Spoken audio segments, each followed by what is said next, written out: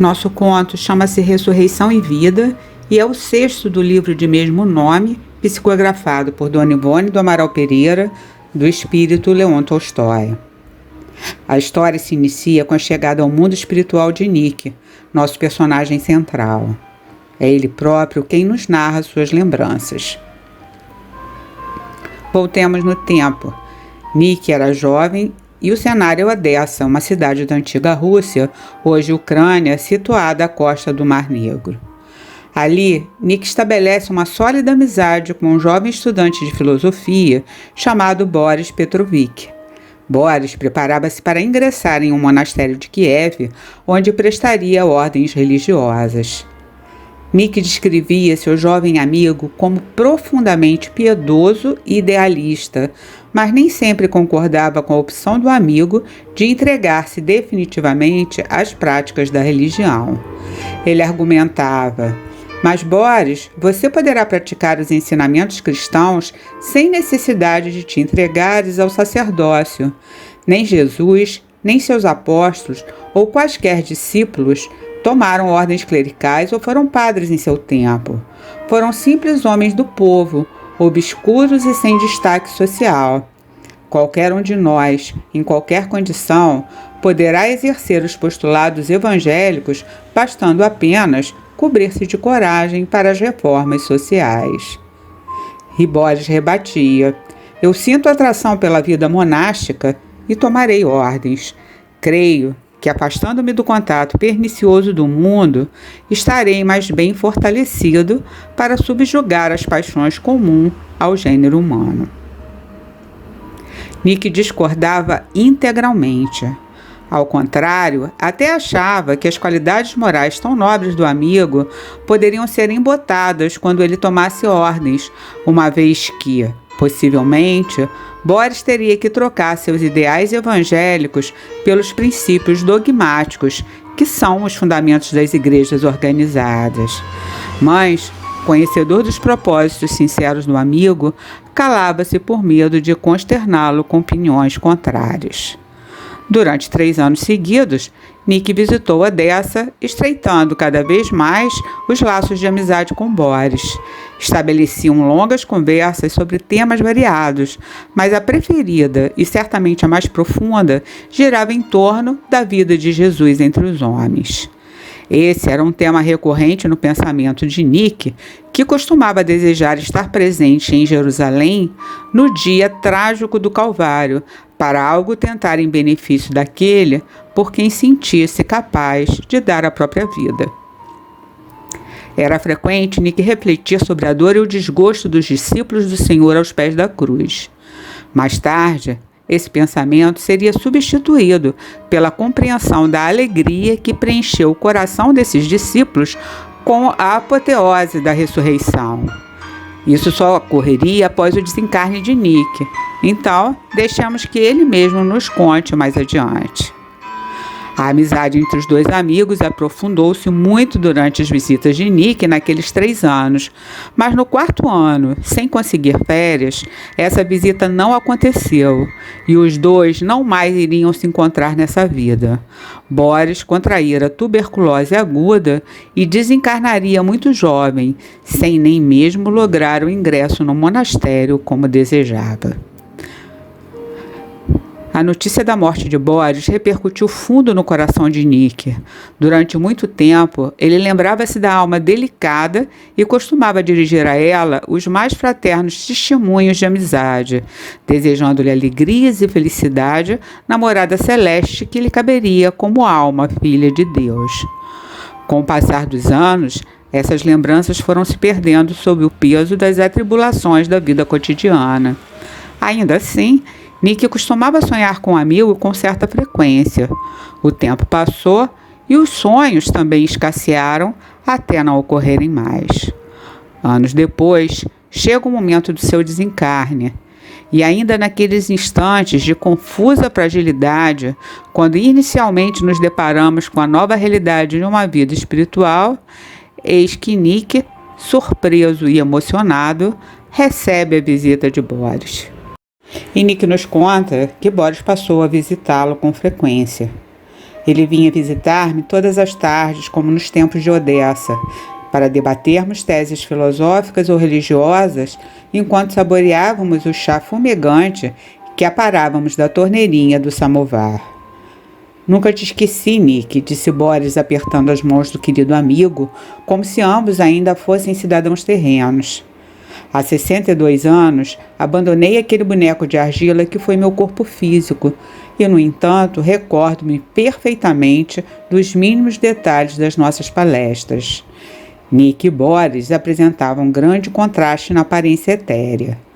Como esta guarda inicialmente no envoltório astral as formas do corpo carnal no momento do desencarne, Boris aparenta seus 20 anos, enquanto Nick seus 82 anos de idade. Não obstante, permaneciam os mesmos sentimentos da velha amizade, com idêntica intimidade e satisfação. Foi com esse sentimento e lágrimas nos olhos que Nick abraçou o velho amigo, beijando-lhe o ombro, gesto de grande respeito e consideração usado em vários países europeus durante o século passado. Faz-me um imenso bem com sua visita. É consolador saber que, na hora crítica do nosso ingresso no plano etéreo, um amigo do passado conserva por nós a boa vontade de sempre. Rogo que não me deixes agora, pediu Nick.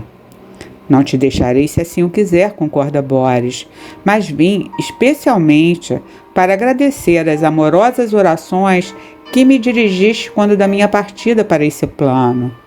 Produziram um bem inefável. Fizeram-me companhia em momentos precários e reconfortaram-me provando a lealdade de um coração amigo que não me esquecia. Então você ouvia os meus singelos votos a Deus em sua intenção? Pergunta Nick surpresa. Ouvia, sim. Compreendia e assimilava. Eles me consolavam e me fortaleciam. Revigoravam minhas forças. Enfim, eu até te via. Era como se estivéssemos no salão da sua tia ou no seu quarto, como naquelas tardes de Odessa, quando conversávamos saboreando o chá. Era uma revelação surpreendente para Nick, que, esquecido de suas condições de recém-desencarnado, pedia ao amigo que lhe contasse tudo em detalhes. O fato de me ver presente quando eu orava por ti, vinhas a mim ou eu ia até você telepaticamente? A princípio, nem eu mesmo compreendia como se passava, mas depois passei a compreender. Se pensavas em mim com amor e saudade, um jato de fosforescência adamantina desprendia-se do teu coração e do seu cérebro, que nada mais são do que órgãos terrenos correspondentes das vibrações superiores, cuja origem é a alma. O jato fosforescente era uma vibração, uma irradiação que se distendia à minha procura. Conduzida pela fluidez das energias etéreas a que todo o universo está subordinado, essa vibração advertia minha sensibilidade onde quer que eu me encontrasse, e ouvia como se me chamassem, e então reconhecia sua voz. Às vezes, continuou Boris, até conversávamos como outrora, através dos nossos pensamentos, e completamente harmonizado com suas vibrações, eu passava a enxergar a sua imagem refletida no longo jato luminoso. Assim, eu te via e ouvia claramente, compreendia seus sentimentos e pensamentos. Reciprocamente, recordávamos o passado e ressurgiam, por uma associação de ideias, o chá, os tabletes de açúcar, os biscoitos, nossos livros, nossas palestras e os debates a respeito do Evangelho. Nick, então, recorda e conta ao amigo que no início costumava sonhar com ele com frequência. Não eram sonhos, Nick esclarece, eram visitas. Às vezes partiam de ti para mim, mas, com mais frequência, era eu quem te buscava. E por que esses sonhos escassearam? Nick perguntou. Não escassearam, as visitas continuaram. Apenas o seu cérebro fatigado pelas preocupações e trabalho intelectual já não registrava lembranças ao despertares do sono. Durante esses 62 anos em que estivemos separados pela morte, nossa afeição se fortaleceu por uma assistência mútua e contínua. Suave reconforto adoçou o espírito de Nick, que meditou sobre a importância da prece, que pode não só alargar o círculo afetivo entre os homens e os espíritos, mas também alimentar o prosseguimento dos elos amorosos entre estes e aqueles, sem que a morte consiga efetuar uma ingrata e dolorosa interrupção. E Nick concluiu: se os homens soubessem verdadeiramente orar, se compreendessem o incomensurável poder da oração e do que será capaz de realizar a conjugação do coração e do pensamento que se dispõem a orar, não teriam os pobres mortais razões para tanto chorarem os seus mortos, desesperando-se ante os túmulos silenciosos. Nick recuperava-se reanimado e aprendia, com o uso do próprio pensamento, a ganhar vigor para conseguir planos mais depurados do infinito. Acreditava ele que, a curto prazo, poderia comungar com seres celestes que o ajudariam na caminhada evolutiva. Mas era Boris quem o advertia. Não pretendas apossar-te, meu caro Nick, de todos os conhecimentos possíveis no além. De uma só vez, serão necessários 3 fatores para ingressares em terreno firme da sabedoria espiritual: tempo, dedicação e trabalho. E esclarecia: há mais de 60 anos habito esse mundo psíquico e somente agora foi admitido a presença de um desses seres a quem vejo você desejando ardentemente visitar. Surpreso, Nick indagou: também nesse mundo espiritual existe a diferença de castas e posições sociais? Diferença de castas e posições sociais não, explica Boris. Mas existe uma diferença muito mais rigorosa, a qual leva séculos e até milênios para ser superada: a diferença de evolução moral. Diferença de grau de amadurecimento mental, de sentimentos, de qualidades e virtudes. Ora, isso quer dizer que o homem comum, recém-falecido, não possui aptidões espirituais ou afinidades para conviver com um ser de grande elevação moral espiritual. Ele terá que progredir de um modo geral, seja através de vidas sucessivas nos planos terrestres, seja no mundo etéreo, por labores pertinentes ao novo estado. Então, fala-me desse ser superior. Ele foi homem. Viveu em Jerusalém ao tempo do Senhor, sua última existência planetária. Há quase 2000 anos, portanto, encontra-se vivendo a existência espiritual, aqui continuando a obra da própria evolução. Porém, não abandonou a Terra propriamente, porque exerce nela tarefas importantes a serviço da causa de Jesus. Você disse no tempo do Senhor? Interrompeu Nick. Sim. Viveu e conheceu Jesus pessoalmente. Quem era ele? Algum nome conhecido da história ou do Evangelho? Não, tinha 10 anos quando o mestre foi crucificado. Conta-me tudo, pediu Nick, bastante interessado. E Boris, revivendo os agradáveis momentos de conversas que ocorriam nas tardes de Odessa, passa a narrar a história de seu mestre de filosofia. Ele chamava-se Aurélio Quintus Pompeu, era filho de um modesto oficial da legião romana da Judéia e casado com uma jovem grega que conhecera em Jerusalém. Seu pai morrera pouco depois do casamento, durante uma expedição que combatia as rebeliões nativas, frequentes na Judéia e em toda a Palestina. Sua mãe, que chamava-se Leia, ficara sozinha com um bebê nos braços para criar. Seu pai não deixara bens e sua mãe fora obrigada a lutar com dificuldade. Com medo de que lhe afastassem do filho, não se atrevera a procurar ajuda junto às autoridades romanas. Decidira criar o filho com o próprio trabalho. Servia como criada, dava lições de grego, tecia colchas e tapeçarias para as casas ricas, vendia frutos do seu quintal e doces fabricados em sua cozinha. Assim, sozinha, mas resignada, criava Aurélio com imenso carinho, dando-lhe os princípios da boa educação. Quando João Batista iniciara suas pregações em Betabara, no Rio Jordão, A notícia correra rápida por toda a Judéia, alongando-se para a Galiléia e outras províncias distantes. A notícia de um profeta, vindo da parte de Deus para anunciar os novos tempos, causara muita sensação. Numerosos grupos de Jerusalém juntavam-se em caravanas e seguiam para o norte pela orla do deserto. Muitos grupos surgiam dos 4 cantos da Judéia. Alguns vizinhos contaram a Leia a boa nova e a convidaram a juntar-se a eles e ir até onde João se encontrava. Esses vizinhos eram gentios, ou seja, estrangeiros em Israel, mas tão aclimatados na Judéia estavam que, tal como Leia, pendiam para a crença do Deus único e todo-poderoso, venerado pelos judeus.